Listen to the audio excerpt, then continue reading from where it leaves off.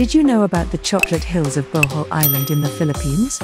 They are definitely not made up of chocolate, but did you know that the chocolate hills of Bohol Island are bigger than anyone would have assumed them to be? There are at least 1,260 hills in the area, where 2 have been industrialized into resorts for tourism and spread over 50 square kilometers. These hills turn brown during the dry season, hence the name.